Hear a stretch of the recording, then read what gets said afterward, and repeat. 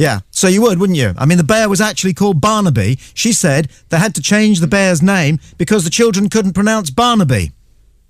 So then, how patronising is that? She was ignorant. She said that she was ignorant. She's suggesting that the kids in her class couldn't get their mouths around a name like Barnaby.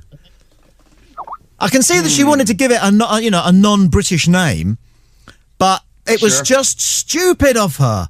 Stupid. Kind of like the Spanish naming their kids Jesus or something like that. I mean, maybe she was thinking that kind of lines, like a means of respect. It's dignified to have the name like Jesus. If I went to Spain, if I went to a strong Catholic country, I'd be very cautious about naming a teddy bear Jesus. They wouldn't have any. I nearly named my dog Jesus.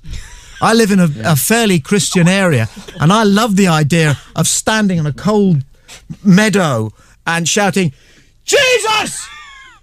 Put that rabbit down! H Christ! And what the hell does H stand for? Yeah, that is a good question. We say Harry. Oh, okay. No, but the thing I liked most about calling my dog Jesus was that, I don't know if they do this in the States, but the way of shouting to a dog to make it walk by your side is to shout, heel! Heel! And I just like the idea of going, Jesus, heel!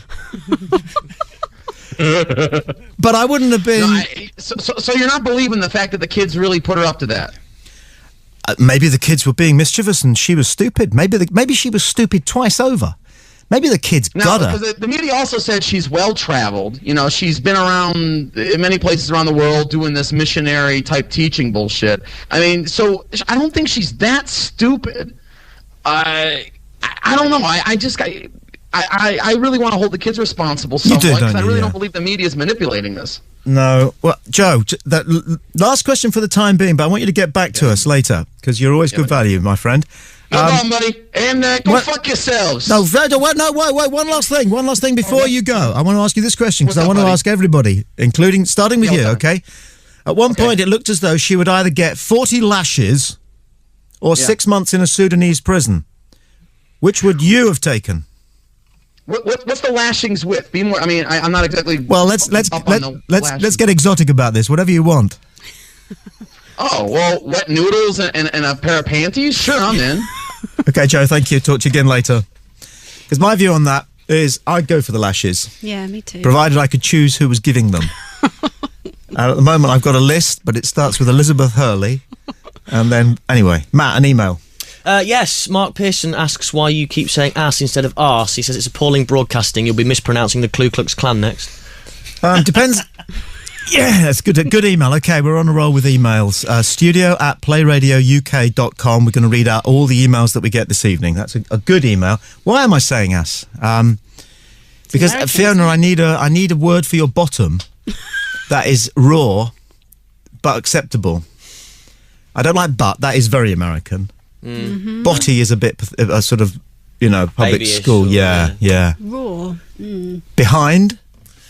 Derriere. Yeah. Pele got this thing because during the last but one World Cup, he voted the best player in the tournament, Nicky Butt, but we know why, because he thought it was funny.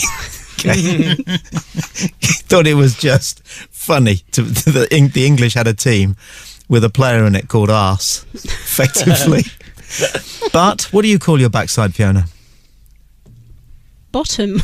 It's a nice word. Okay, so Fiona then no longer has the best ass in broadcasting. She has the best bottom. I'm flattered. In broadcasting. Email studio@playradiouk.com. The switchboard number is 01243 55 60 60. What would you have taken, Fiona? 40 lashes or 6 months in a Sudanese women's prison? Definitely the lashes. Would you? Yeah, I've got a high pain threshold. I haven't met a woman who's gone for the prison option. I'm not surprised. And two that I asked, their eyes lit up. I got the impression that 40 wasn't enough. So that's kind of an interesting thing, isn't it? But you can get 200 lashes just for looking at another man, can't you? Yeah. In Sudan. Yeah, how do they do this lashing thing, and will we like it in this country? A mate of mine's just gone to a speeding seminar in Lincolnshire rather than take the 3 points. So I think that if we were to make it an option and people chose, they could either have £200 fine or 40 lashes. Interesting. Yeah, I mean, do you think people would take take the lashes? £200 or the lashes. Now, you're doing the sum here carefully, aren't you? I just made that bit up, but you're saying you'd rather have 40 lashes than go to a Sudanese prison? Yes, I would, yes. One woman said to me, because I said I'd take the prison unless I could choose the circumstances of the lashes, and she said, but you'd be raped in prison. And I said, well, it's very flattering that you think I still look as though anybody would want to rape me. Matt, what you got on the email?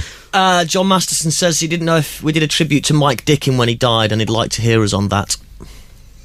He'd like to hear what we have to say about Mike Dickin. Who knows? Do you know who Mike Dickin is, Fiona? Yes. Okay. Do we assume that everybody listening... No, probably everybody listening doesn't know who Mike Dickin is. So, Fiona, what do you know about Mike Dickin? He's a radio broadcaster for many years. He was. I know he was... Can I say where he was? Yeah, of course you can. I know he was Talk Sport. Yeah. Previously Talk Radio. Yeah. I don't know before that. That's about all I know. Yeah, I mean, Mike was very good. He was a very good phone-in host. He never came through. I thought this country's never had a phone-in host who's actually come through, like they have in America with people like Rush Limbaugh and Howard Stern, you know, and some of the Aussies as well. Mike was very close to coming through. He could have been the star that we need in phone-in radio in this country. Let's take a call. Thank you for ringing Play Radio. Who's this? All right, Tommy, it's Gav. How are you doing? All right, you, Gav? Yeah, not bad, thanks. I really want to talk about the Sudan thing, because I think, like most people, my immediate reaction was anger, but not at her, you know, at the religious extremists and, you know, backward country and that. But you made a point I didn't think of tonight, and now I think I'm less angry with them and more ashamed of her. She was stupid, really, wasn't she? I know, she didn't realise she was breaking the biggest taboo in the country. Yeah, how long do you have to spend in the Sudan, where everybody's a Muslim, listening to people saying Inshallah? Every time they end a conversation, it ends with Inshallah. You know, if you say have a good day, they go Inshallah, and then say to them, what does that mean? And they'll explain what it means. And then they never say Muhammad. There is no such word as Muhammad in an Islam country, right? No. They never say Muhammad. You'll never meet a proper Muslim who says Muhammad. He or she will say Muhammad, may peace be upon him. Really? Every time. I didn't know. They're not allowed to utter the word. But aren't they choose? Aren't their children called Mohammed? That's not the same Muhammad. But thank you for... So what you're saying is the context is disrespectful if it's not met with the... What I'm saying is that there is an enormous amount of reverence for this man, Muhammad, the Prophet Muhammad. Yeah. And to name a teddy bear, to give a teddy bear that same name, was at very, very, very best a little bit naive. At worst, it was absolutely fuck dumb, wasn't it? It was fucking stupid of her. Yeah. And there is an element of disrespect in as much as she didn't take the trouble to find out about the culture that she's teaching in. How long was she there for? Apparently she'd been there since the summer. Now, I don't know if that means she'd been there 3 months or 6 months. Right. But 3 days is long enough in a Muslim country to discover that you're in a different culture where people do things differently, and when in Rome. Okay, so why can't we just accept that she was stupid and you know, tell her off and send her home or whatever?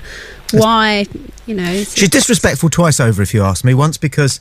once, you know, to the Muslim faith.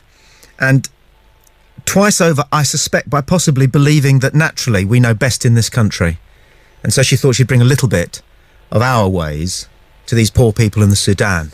And poor they are. But proud. Could she have had a motive there? Could she actually have done that with the intention of stirring up shit? I don't think she looks that bright to me. That's my own feeling. Well, she's not very good looking, that's for sure.